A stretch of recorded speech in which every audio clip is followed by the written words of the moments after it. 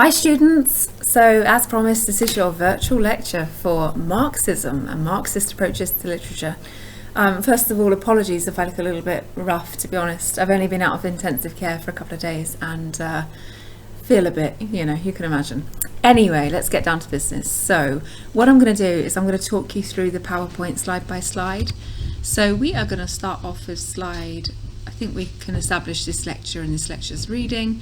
We're going to start off with slide 5, so into Rivkin and Ryan, introduction starting with 0. Okay, so according to Marx, we are all situated historically and socially, and our historical and social contexts mean that our lives are determined. They are material, historical, social. Right, in other words, everything in life according to Marx and Marxist theory is determined by the social and historical and cultural contexts that define our lives. Now that sounds obvious, doesn't it? But if you think about it, back in the 1930s when Marx was starting to write down his ideas, this was unheard of. So that's the first thing to think about. Again, this is something that we now think of as established, unheard of. I'm not going to read the second quote in the entirety on slide 5, but you can see it talks about how literature is not the expression of universal ideas, but it's instead an autonomous realm of aesthetic or formal devices. So rather, literature is in the first instance a social phenomenon. In other words, the formalists argue that literature could be taken, just let's look at it, let's totally divide it from its social and historical context. Let's just look at the poem on the page. Marx would have said the exact opposite. He'd have said everything is defined by context, so you can't divorce it, okay? Next, Marxist literary criticism traditionally has been concerned with studying the embeddedness of a work within its historical, social and economic context. Well, of course, yes, that's the whole purpose. So remember, for Marx, it's all about the context. Moving on to slide 6, Marxism. We're going to be looking at some different forms. Our reading this week asked us to look at the Karl Marx introduction and the German ideology. However, I'm also going to talk to you a little bit about one idea from the British Marxist Raymond Williams. So just bear with me on this one. So, Marxism argues that literature reflects unfair class structures. In other words, we have a pyramid. At the top we have the elite, at the bottom we have the little people, and literature naturally reflects this because guess what? Literature reflects life. Again, it's not a groundbreaking proposition, but if you think about it, when you think about what Plato said literature was, which was to be moral, you should only publish something if it's going to help the youth of today.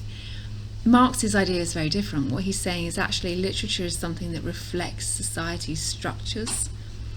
Now again, this is something that we think of as a given, but it wasn't always. British Marxism goes a little bit further and argues that the evolution of literary forms, such as the novel or the poem, or maybe drama or a different type of poetry, is directly influenced by changing social and historical conditions. In other words, literature reflects the times we live in as well as class structure. Raymond Williams, this is our main British Marxist, argued that literature was inextricably linked to cultural issues, so society, history and other changes that shape literature and life. So kind of similar argument, but slightly more vociferous in its linking of literature and life. Slide 7 then.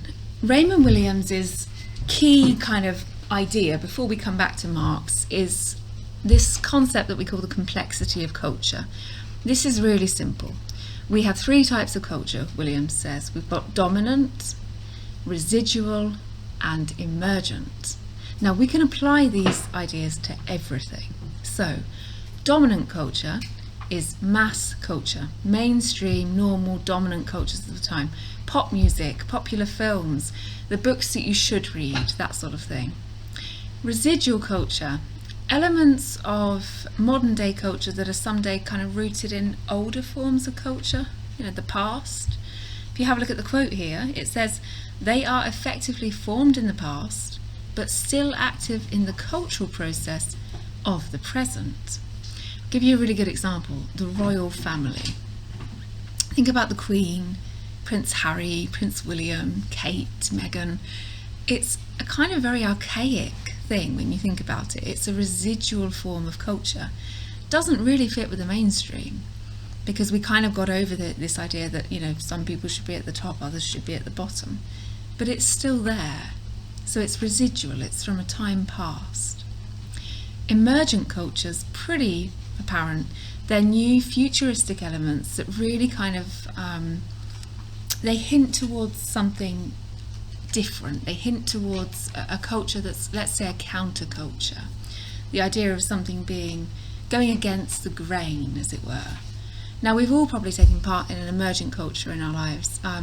If you've ever gone through a goth period or an emo period, or if you've ever just wanted to be part of something slightly different, you know, if you've gone out and looked out, I don't know, how to find Hungarian food because you fancy something different to the norm, then we would class that as emergent culture.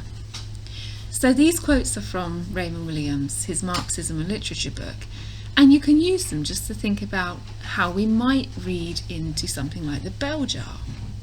So think about the bell jar. Think about who represents dominant culture, who represents residual elements of culture, and emergent elements of culture. Now, the best text to apply this to is arguably Heart of Darkness, because, you know, what's dominant, what's residual, what's emergent? Well, it's kind of up for debate, isn't it? In one hand, you could say that colonialism was dominant at the time, but on the other, you could say it's kind of residual because it's based in archaic and what we now recognise as wrong, or, you know, inappropriate ideals. Emergent, it wasn't really emergent, but there were new colonies still emerging. So it's a really interesting kind of intersection of these different types of culture. When you see these different types occurring, maybe two at the same time or three at the same time, we can call it Raymond Williams's idea of the complexity of culture at play. So that's a really good way of reading Marxism into a text. Bear that in mind for assignment 2, which I'm going to be doing a little separate video on, and that will be on slide 10. Okay, I'll come back to that. Flipping forward then, so let's actually talk about what Karl Marx argues. So if we look on slide 8, we have this wonderful selection of quotes. Again, I've kind of got all of the big quotes that you need. These are the quotes that if you kind of skim the reading, if you didn't really get Marx, this is what you need to know. So what